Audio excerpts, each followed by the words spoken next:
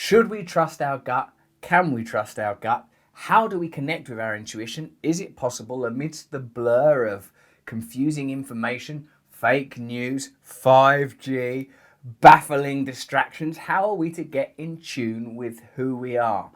Not just through hocus pocus, nor through hard-edged, serious and joyless science, but through some combination of the two. Me, what relationship do I have with my instincts? I suppose the first thing you need in order to connect with your own intuition is a quiet mind. If your mind is busy with fear, anxiety, doubt, and obsession, it's very difficult to understand what you're thinking. I've always had a difficult relationship with my own intuition because sometimes my intuition has led me into terrible, terrible trouble and appalling decisions. In retrospect, that wasn't my intuition, which perhaps could be understood as a fine, deep intelligence that can determine subtle information. It was probably more as a result of my instinct, a kind of energized reaction that bypasses the more evolved aspects of my brain. Hey, like, do you watch Sherlock Holmes when it's Benedict Cumberbatch being Sherlock Holmes, or are you a fan of any form of it, including, of course, the brilliant original novels? Sherlock Holmes, at least in the version I watched, Mark Gatiss' BBC version, is so attuned to information that he can read perfectly subtle differences and anomalies. A similar trick that's used in Kenneth Branagh's Poirot in Murder on the Orient Express.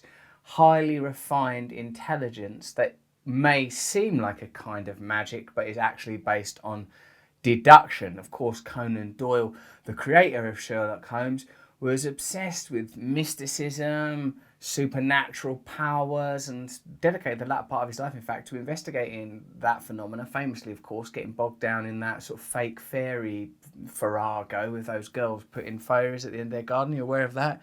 You're following Edwardian news stories. But to return to my point, that there's a connection, of course, between intelligence and intuition. Someone once defined intelligence to me as the ability to spot patterns. I like that definition because it helps you to understand that a very good footballer, boxer, martial artist, or any kind of athlete is rendering or at least enacting a kind of intelligence, the ability to, to understand how to strike a ball, or how to how to hold a racket in motion while running across a court. David Foster Wallace writes memorably about that. You need embodied knowledge, not necessarily cerebral intellect, but some kind of embodied understanding of information. And I think that there's something to be said of bodily intelligence in intuition. But how can we access this bodily intelligence if we are, intoxicated continually by multiple sources of disruption? Now, I don't really hold with that kind of, I don't know, is Wi-Fi bad for you? Some people say you shouldn't have Wi-Fi in the house, it messes with your head. Obviously, a lot of people have got concerns about 5G. Loads of people have got concerns about different types of vaccines as being pollutants that prevent you from accessing your natural intelligence. Similarly with diet, if you're eating a lot of sugars and processed food, a lot of people say that, of course, there are health problems that are demonstrable: heart conditions, diabetes, cancer. But furthermore, on a subtler level, it's affecting our intelligence. Me personally, how I stay in tune with my instinct is, that I'm a vegan, of course, aren't I? So I try and eat pretty healthy, and you can argue whether or not eating vegan is healthy, but what I mean by that is I eat as much as I can natural and healthy foods. I try to practice yoga regularly. I meditate every day. I conduct regular practices to ensure that I stay connected to other people's needs and not just my own marauding wants. And also the process of meditation and having a practice, not only around meditation, but other spiritual disciplines based on empathy, compassion, and kindness, means that my mind isn't in continual uproar. I'm currently reading a book called, I don't know, but it's written by some transcendental meditators about finding world peace through meditation and coming up with new solutions. They are heavily influenced by John Hagelin. the quantum physicist and meditator affiliated with Maharishi Mahesh's systems of transcendental meditation. They say, of course, that through transcendental meditation, you access a neurological state that gives you clarity, that is replenishing and cleansing. And I suppose the whole point of meditation, why do we meditate, is to feel at ease, at peace, happy. You know, do you ever do like on Insight Timer, a Sharon Salzberg like meditations, a very popular, famous, ancient meditation of self-compassion. May I feel safe, may I feel happy, may I live with ease. And then on someone you love, you chant the same mantra, may you feel safe, may you feel happy, may you live with ease. Then someone you're indifferent to, and then finally someone you dislike, moving through, and ultimately end up with all humanity worthy of love. No one discounted from the circle of love that all encompass all beings.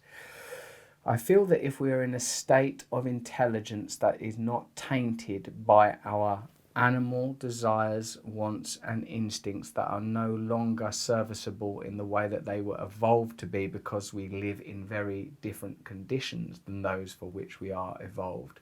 So if we are transcendent of them, not governed by them, I think we have access to a different type of awareness.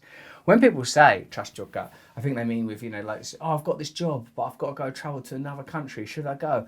Oh no, this person's asked me out. I don't know what to do.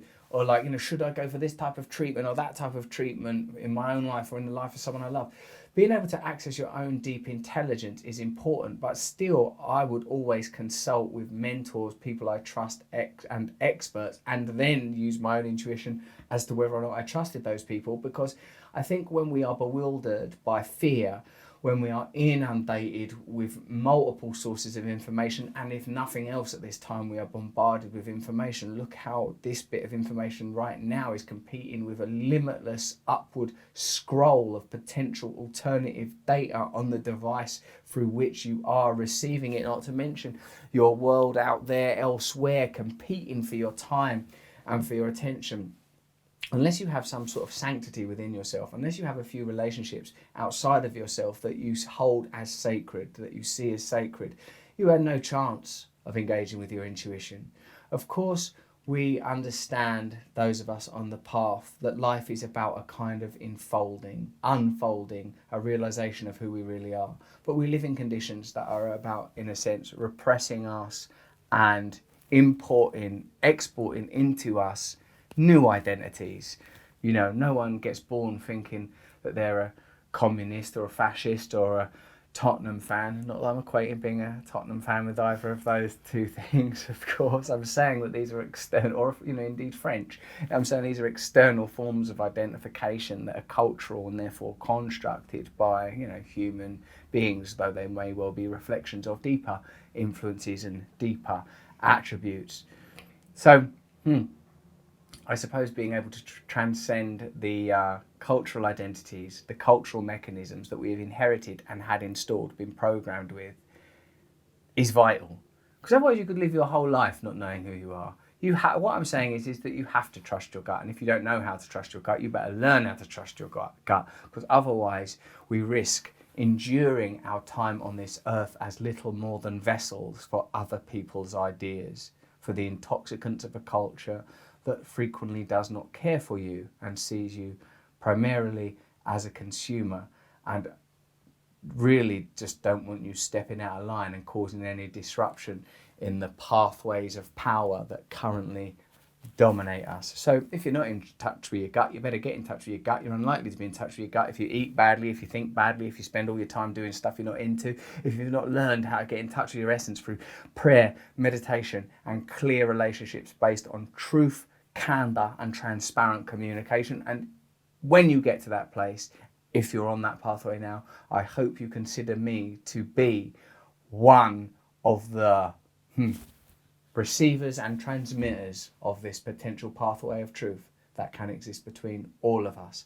The intuition, the intelligence that lies beyond individual identity, that may be merely a composition of primary instincts and cultural, literal inculcation. What is this awareness? What is this deep, deep instinct beyond desire, beyond fear? Can we access it? I would say yes, but it takes a bloody great deal of effort.